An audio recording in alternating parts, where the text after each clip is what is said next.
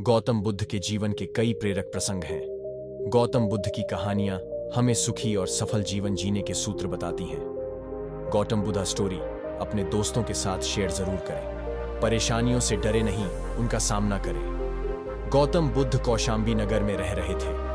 वहां की रानी गौतम बुद्ध का अलग अलग तरीकों से अपमान करती थी। रानी ने अपने कुछ लोग बुद्ध को अपमानित करने के लिए और परेशान करने के लिए उनके पीछे लगा दिए थे।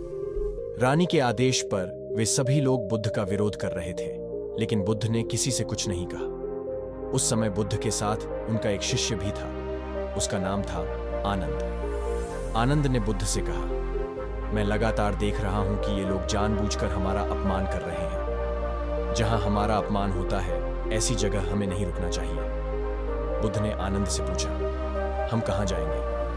आनंद ने कहा, किसी और जगह चले जाएंगे जहां ऐसे लोग ना हों। बुद्ध बोले, अगर वहां भी ऐसी ही परेशानियां बनी तो फिर कहां जाएंगे? और हम कब तक भागते रहेंगे? अपमान भी एक समस्या है। हम अहिंसा, धैर्य के साथ विनम्रता और शालीनता से ऐसे लोगों का सामना करेंगे। बुद्ध की सीख, परेशानियां हर जगह है। हम परेशानियों से बच नहीं सकते, इसीलिए समस्या चाहे कैसी भी हो, हमें उसका सामना करना चाहिए। किसी व्यक्ति के लिए पहले से ही कोई राय न बनाएं। गौतम बुद्ध का एक खास शिष्य धम्माराम आश्रम में अपना काम करता और काम पूरा होने के बाद वह एकांत में चला जाता था। वह किसी से ज्यादा बातचीत भी नहीं करता था। जब धम्माराम एकांत में ज्यादा रहने लगा तो अन्य शिष्यों को लगा कि इसे घमंड हो गया है। शिष्यों ने बुद्ध से धम्माराम की शिकायतें करनी शुरू कर दी। एक दिन बुद्ध ने धम्माराम से सभी शिष्यों के सामने पूछा, तुम ऐसा क्यों करते हो?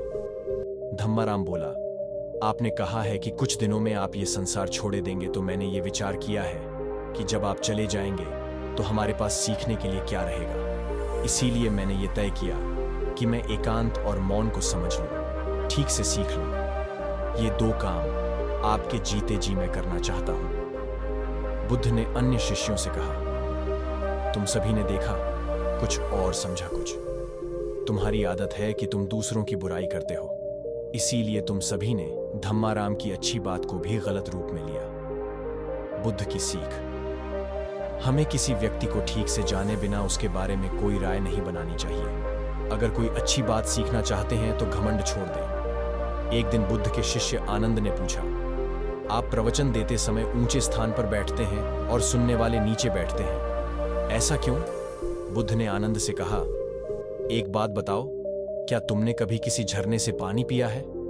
आनंद बोला, हाँ, मैंने झरने से पानी पिया है। बुद्ध ने पूछा, तुमने पानी कैसे पिया? आनंद ने कहा, झरना ऊपर से बह रहा था, मैं झरने के नीचे खड़ा हो गया और पानी पी लिया। बुद्ध बोले, अगर झरने से पानी पीना है तो नीचे ही खड़े होना पड़ेगा। जो सत्संग, कथा या प्रवचन होता है, उसमें कहने वाला ऊपर बैठता है।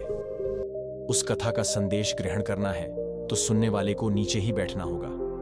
नीचे बैठने से हमारे स्वभाव में विनम्रता आती है। हमें अच्छी बातों को जीवन में उतारने की प्रेरणा मिलती है। ऐसा करने से हमारा घमंड दूर होता है। बुद्ध की सीख, अगर कोई अच्छी बात सीखना चाहते हैं तो सबसे पहले अहंकार छोड़ देना चाहिए। इसके बाद विनम्रता के साथ ही अच्छी बातों को जीवन में उतारा जा सकता है।